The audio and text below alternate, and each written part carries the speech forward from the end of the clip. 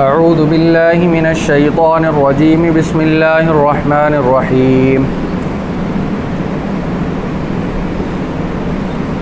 وما جعلنا القبلة التي كنت عليها إلا لنعلم من يتبع الرسول ممن ينقلب على عقبيه وإن كانت لكبيرة إلا على الذين هدى الله وما كان الله ليضيع إيمانكم إن الله بالناس لرؤوف رحيم صدق الله العظيم۔ یہ سورہ بقرہ کی آیت نمبر 143 ہے۔ اس سے پہلے اس کے ایک ٹکڑے کا بہت تفصیلی وضاحت ہو چکی ہے۔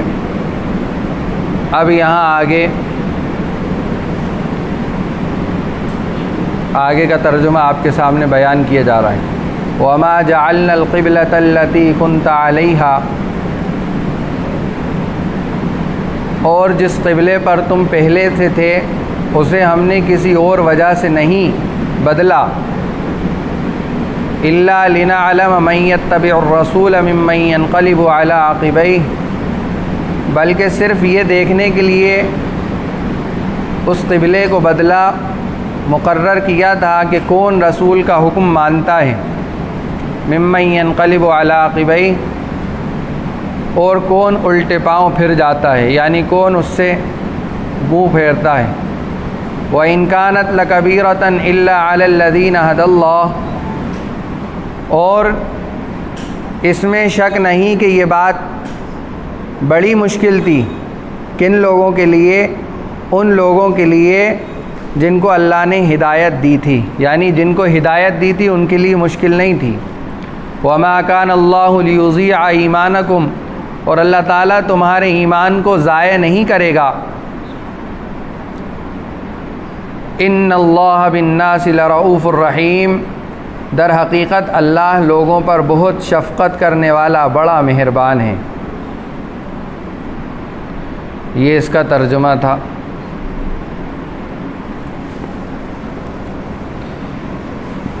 بات چل رہی تھی قبلہ اس کے سلسلے میں، تو پیچھے جیسا کہ بتایا تھا کہ ہجرت کے بعد یا ہجرت سے پہلے اللہ تبارک و تعالی نے بیت المقدس کی طرف نماز پڑھنے کا حکم دیا تھا۔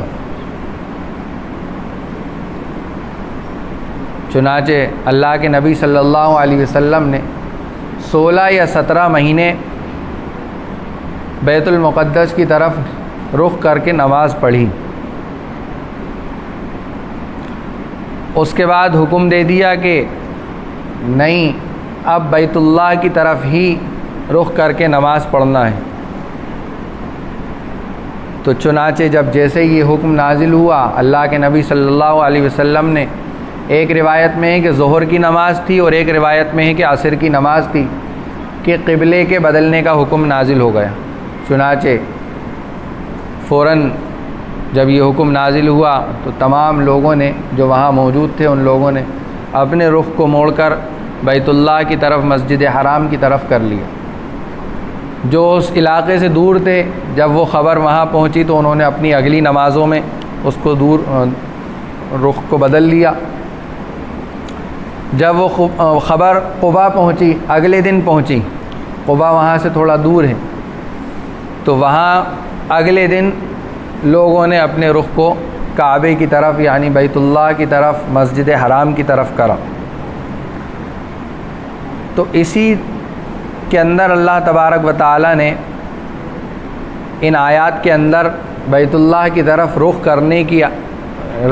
کرنے کے احکامات اور اس کا حکم نازل کیا ہے۔ یہ اسی کی بات چل رہی ہے۔ گزشتہ ہفتے ایک بات رہ گئی تھی وقت کے زیادہ ہونے کی وجہ سے، وَكَذَلِكَ جَعَلْنَاكُمْ أُمَّةً وَسَطًا، کہ اسی طرح ہم نے تم کو اعتدال والی معتدل امت بنایا ہے، لِتَكُونُوا شُهَدَاءَ عَلَى النَّاسِ، یہاں سے اب بات چلے گی، تاکہ تم لوگوں کے اوپر گواہ بنو۔ کون لوگوں کے اوپر گواہ بنو؟ امت محمدیہ جو ہے، یعنی ہم اور آپ امت محمدیہ میں شمار ہوتے ہیں۔ تو یہ امت دوسری تمام امتوں میں جو اس سے پہلے آئیں گی، چاہے وہ حضرت موسیٰ علیہ السلام کی ہو، حضرت عیسیٰ علیہ السلام کی ہو، حضرت ابراہیم علیہ السلام کی ہو، اور جتنی امتیں آئیں ان سب پر گواہ بنیں گی۔ کیا گواہ بنیں گی؟ جب وہاں پیشی ہوگی پہلے سارے لوگوں کی، تو اللہ تبارک و تعالیٰ فرمائیں گے کہ ہم نے تمہیں کتاب دی اور ایک رسول بھیجا تمہارے پاس کہ تم ہمیں پہچانو، ہماری بات مانو اور اس نبی کو نبی مانو، تو تم نے ایسا نہیں کیا۔ تو وہ امتیں کہیں گی کہ ہمارے پاس تو کوئی نبی نہیں آیا، ہمارے پاس تو کوئی کتاب نہیں آئی، کچھ بھی تو نہیں بھیجا آپ نے۔ تو اللہ تبارک و تعالیٰ اس امت کو گواہ بنائیں گے کہ بتاؤ کہ ان لوگوں کے پاس رسول اور کتاب آئی تھی کہ نہیں آئی؟ تو یہ امت محمد یہ گواہی دے گی کہ ہاں یہ کتاب ان لوگوں کے پاس آئی تھی اور رسول بھی آئے تھے اور ان کو سمجھایا بھی گیا تھا، بہت بہت سمجھایا گیا۔ تو اب وہ امتیں کہیں گی اے اللہ، اس امت کا تو ہمارے زمانے میں کوئی تصور، کوئی ذکر ہی نہیں تھا، یہ تو پیدا ہی نہیں ہوئی تھی، یہ کیسے گواہی دے رہی ہے ہمارے صحیح اور غلط کی؟ تو پھر اس امت سے پوچھا جائے گا کہ بھائی تم کیوں ان کے بارے میں گواہی دے رہے ہو؟ تو یہ امت کہے گی کہ وَيَكُونَ الرَّسُولُ عَلَيْكُمْ شَهِيدًا، یہ امت کہے گی کہ ہمارے نبی نے پچھلی تمام امتوں کی قرآن کی روشنی میں، آپ کے حکموں کی روشنی میں، آپ کی بتائی ہوئی باتوں کی روشنی میں ہم سب کو یہ بتایا تھا اور یہ ساری چیزیں بتائی تھی کہ حضرت موسیٰ علیہ السلام آئے تھے، ان کی امت نے ایسا کیا، ان کو یہ کتاب دی تھی، انہوں نے اس کتاب کے اندر یہ سب الٹے سیدھے بدل دیے، سب احکامات بدل دیے اللہ کے، تو یہ ہمیں ہمارے نبی نے بتایا تھا۔ تو اب ہمارے اوپر نبی کو لایا جائے گا کہ تم گواہی دو کہ تمہاری امت صحیح بتا رہی ہے کہ نہیں، کہ تم نے ان کو یہ واقعات بتائے تھے۔ تو وَيَكُونَ الرَّسُولُ عَلَيْكُمْ شَهِيدًا، تو اللہ کے نبی صلی اللہ علیہ وسلم ہمارے اوپر، امت محمدیہ کے اوپر گواہ بنائے جائیں گے اور یہ گواہی دیں گے کہ ہاں میری امت صحیح بتا رہی ہے، ان کو میں نے یہی تعلیم دی تھی۔ یہ ہے اس کا مطلب۔ اس اعتبار سے پتہ یہ چلا کہ یہ امت اگر کسی بات پر فیصلہ کر لے، کسی یعنی امت سے مراد یہ نہیں کہ کوئی بھی عام آدمی کسی دینی مسئلے کے اندر اگر وہ غور کرے، نہیں، بلکہ علماء مراد ہیں، علماء اور مفکرین، محدثین، فقہا، مفتیان اکرام، اگر کسی بات کے اندر سب اتفاق کر لیں تو وہ شریعت کے اندر دلیل ہے، یعنی ان کا اتفاق کرنا یہ دلیل شرعی ہے، اس کو شرعی دلیل مانا جائے گا۔ مثال کے طور پر 20 رکعت تراویح کے اوپر امت کا اجماع ہے کہ تراویح 20 رکعت ہوتی ہے۔ اسی طرح 3 طلاق، اگر کسی نے ایک بار بیٹھ کر اپنی بیوی کو 3 طلاق دے دی تو پوری امت کا اجماع ہے، صحابہ کا اجماع ہے اس پر کہ وہ 3 مانی جائیں گی، 3 مانی جائیں گی، ایک نہیں مانی جائیں گی۔ بعض لوگ کہتے ہیں کہ نہیں، وہ ایک مانی جائے گی، 3 بار کی ایک مجلس میں ایک مانی جائے گی۔ تو وہ ایک مجلس میں اگر کوئی شخص اپنی بیوی کو ایک بار یوں بیٹھا ہے اور اس نے کہا طلاق طلاق طلاق، تو اس کو 3 ہی شمار کیا جائے گا، ایک شمار نہیں کیا جائے گا، اس پر اجماع ہے۔ تو اس آیت سے اور اس آیت کے اس ٹکڑے سے مفسرین نے، فقہا نے اجماع امت کو دلیل شرعی بتایا ہے۔ مثال کے طور پر بھینس کا نہ قرآن میں ذکر ہے نہ حدیث میں ذکر ہے قربانی کرنے کا، کہیں ذکر نہیں ہے، لیکن امت کا اجماع ہے کہ بھینس کی قربانی جائز ہے، حلال ہے اور ہوگی، اگر کوئی بھینس کی قربانی کرے گا تو ہو جائے گی۔ لیکن بہت سارے آپ ہی کے آس پڑوس میں رہنے والے جب قربانی کا موقع آتا ہے تو یہ گیت گاتے پھرتے ہیں کہ صاحب بھینس کی قربانی جائز ہی نہیں ہے۔ کیوں جائز نہیں ہے؟ کہ نہ قرآن میں ذکر ہے نہ حدیث میں ذکر ہے۔ جب کوئی ایک عام آدمی سے یہ بات کہی جاتی ہے جو نہ قرآن جانتا ہے نہ حدیث جانتا ہے، اس کو بتایا جاتا ہے کہ بھائی دیکھو بھینس کی قربانی نہ قرآن میں نہ حدیث میں، تو وہ مان جاتا ہے کہ ہاں صحیح کہہ رہا ہو آپ۔ اس کو پتہ ہی نہیں ہے نا کہ بھینس کی قربانی کے جائز ہونے کی کیا صورت ہے۔ اس کی صورت یہ ہے کہ سب کا اجماع ہے اس کے اوپر، تمام امت کے علماء کا، مفتیان اکرام کا، سب کا اجماع۔ تو اس آیت سے یہ بات پتہ چلی کہ جو امت یعنی علماء، مفتیان اکرام، بڑے قرآن اور حدیث کے جاننے والے، اگر قرآن اور حدیث کی روشنی میں غور کر کر کسی بات پر ایک رائے قائم کریں تو وہ دین کے اندر، شریعت کے اندر وہ چیز مانی جائے گی، اس کی ویلیو ہوگی۔ آگئی بات سمجھ میں؟ اب آگے چلتے ہیں۔ وما جعلنا القبلۃ التی كنت علیہا، اور قبلے کو نہیں بنایا یا نہیں بدلا جس پر تم تھے، یعنی بیت المقدس کو، الا لنعلم، مگر یہ بات جاننے کے لیے کہ کون رسول کی اتباع کرتا ہے، پیروی کرتا ہے، کون رسول کی بات مانتا ہے۔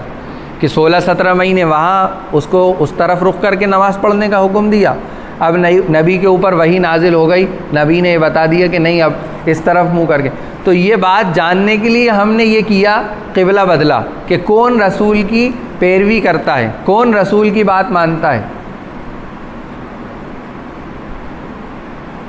تو بعض لوگوں نے کہا ارے ان کا تو کام ہی یہی ہے، کبھی ادھر منہ کر کے پڑھتے ہیں تو کبھی ادھر منہ کر کے پڑھتے ہیں، ان کا تو کچھ کھیل ہی سمجھ میں نہیں آتا۔ لیکن اللہ تبارک و تعالیٰ نے یہ سب اس لیے کیا تاکہ چھٹتی ہو جائے، اصلی لوگ نکل کر آ جائیں۔ پکڑا کسی لڑکے کو، کسی آدمی کو، بہت مارا، باندھ کے مارا، بہت پیٹا، اور کہا لگاؤ نعرہ جے شری رام، جے شری رام۔ اب وہ کون تھا وہ لڑکا، وہ شخص؟ اس کا نام تھا مثال کے طور پر عبداللہ، راشد، یا کوئی بھی نام تھا جو جس سے پہچانا جاتا تھا کہ ہاں یہ مسلمان ہے، نام مسلمان، قرآن کا ماننے والا، نبی کا ماننے والا۔ اب یہ اللہ کی طرف سے جانچا جا رہا ہے کہ تم حقیقت میں مسلمان ہو، ایمان والے ہو، یا تھوڑی سی پٹائی پر، آخرت کی پٹائی کو ترجیح دے کر تم دنیا کی تھوڑی سی پٹائی برداشت کر کے تم ایمان پر اور اسلام پر قائم رہ سکو گے۔ اب یہ جانچا جا رہا ہے، یہ سب اس لیے ہوتا ہے، جانچ ہوتی ہے، پھٹک ہوتی ہے۔ جب آپ مٹکا لیتے ہیں تو ٹھوک بجا کے دیکھتے ہیں، اس کو دیکھتے ہیں کہ کہیں سے لیک تو نہیں ہے، اس میں پانی بھر کے اس کو رات بھر رکھا جاتا ہے کہ پانی کہیں سے لیک تو نہیں ہو رہا۔ اسی طرح بہت ساری چیزیں جن کو ٹھوک بجا کر دیکھا جاتا ہے کہ پکی ہیں کہ کچی ہیں، مضبوط ہیں کہ پھسپھسی ہیں اندر سے۔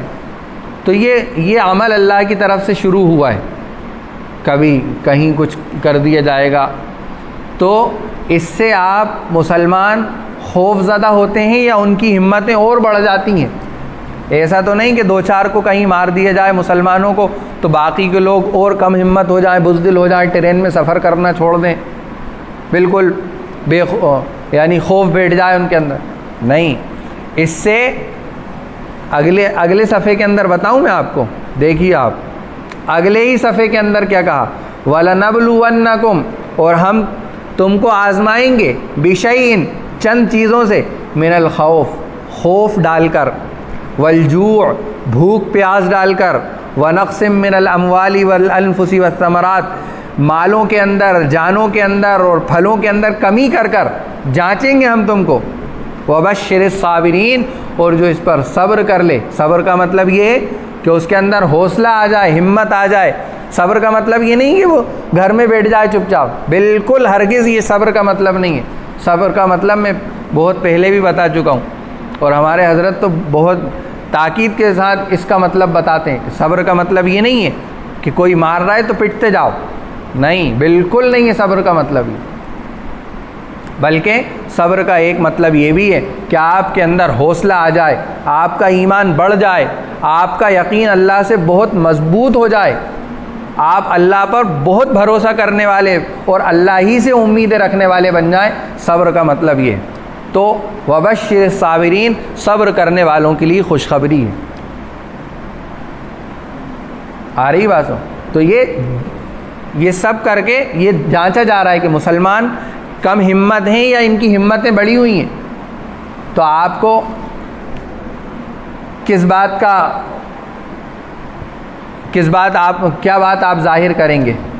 آپ لوگوں کو کیا بتائیں گے کہ آپ کم ہمت ہو گئے یا آپ کی ہمتیں بڑھ گئی ہیں؟ بتائیے.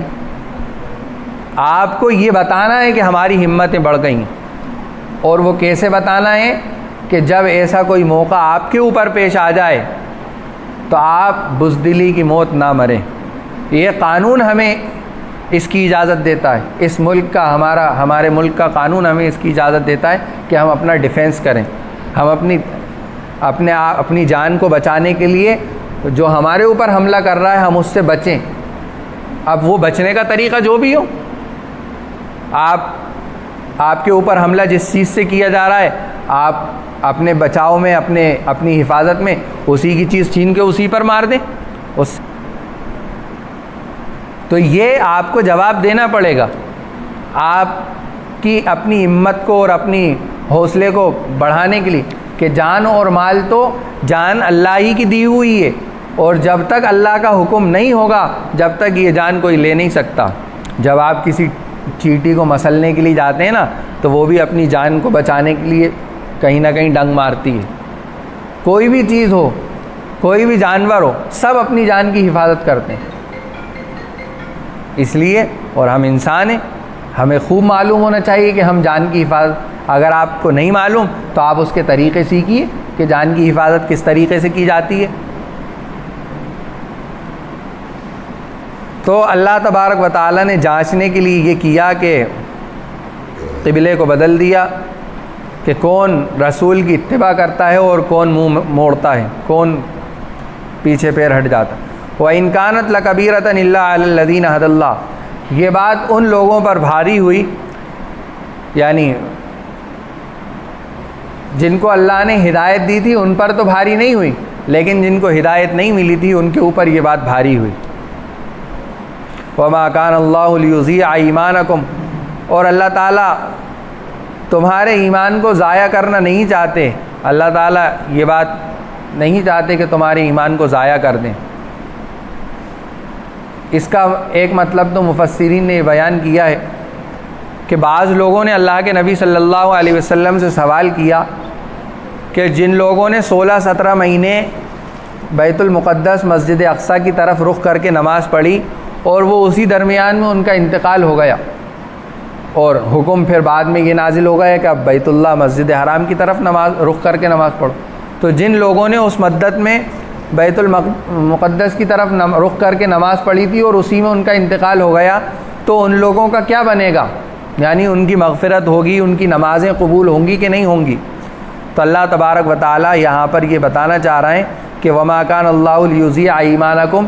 ایمان سے مراد یہاں بعض مفسرین نے نماز لی ہے کہ اللہ تبارک و تعالیٰ تمہاری نمازوں کو ضائع نہیں کریں گے. اِنَّ اللَّهَ بِالنَّاسِ لَرَءُوفٌ الرَّحِيمٌ. بے شک اللہ تعالیٰ تو لوگوں پر بڑے مہربان، بڑے شفقت کرنے والے ہیں. بڑے مہربان، بڑے شفقت کرنے، کہ ادھر جو عمل کیا جتنی دیر وہ بھی قبول، ادھر جو عمل کیا یہ بھی قبول. اللہ کو تو ایک ادا بس پسند آ جائے، اللہ تو مغفرت کر دیتے، بہانے ڈھونڈتے ہیں، بہانے تلاش کرتے ہیں. ہو سکتا ہو کہ ہم نے پوری زندگی جو ہے اسی طرح گزاری ہو، کم ہمتی میں، لیکن یہ باتیں سن کر ہمارے اندر ہمت آ گئی اور ایسا موقع پیش آ گیا اور ہم نے اپنے ایمان اور جان کی حفاظت میں اپنی جان دے دی، تو اللہ تعالیٰ کو یہی ادا پسند آ جائے اور ہماری مغفرت کر دیں. قرآن نے تو صاف کہا ہے نا، وَلَنَبْلُوَنَّكُمْ بِشَيْءٍ مِّنَ الْخَوْفِ وَالْجُوعِ وَنَقْصٍ مِّنَ الْأَمْوَالِ وَالْأَنفُسِ. جانوں کو لے کر اللہ تعالیٰ جانچتے ہیں، امتحان لیتے ہیں، آزماتے ہیں کہ کون پکے ایمان والے ہیں اور کون کچے ایمان. تو یہ بات آپ لوگوں کے سمجھ میں آ گئی. یہی ان آیات کی تفسیر تھی جو آپ کے سامنے بتائی گئیں. اللہ تبارک و تعالی ہمیں ان آیات کی روشنی میں اپنے ایمان پر استقامت، جماؤ، مضبوطی، ہمت، حوصلہ، طاقت، اللہ پر بھروسہ، اللہ سے یقین، اللہ کی طرف کثرت سے اللہ کی یاد، اللہ کا ذکر، درود شریف کا اہتمام، دعاؤں کا اہتمام، نمازوں کی پابندی، اس سب کی ہمیں توفیق عطا فرمائے۔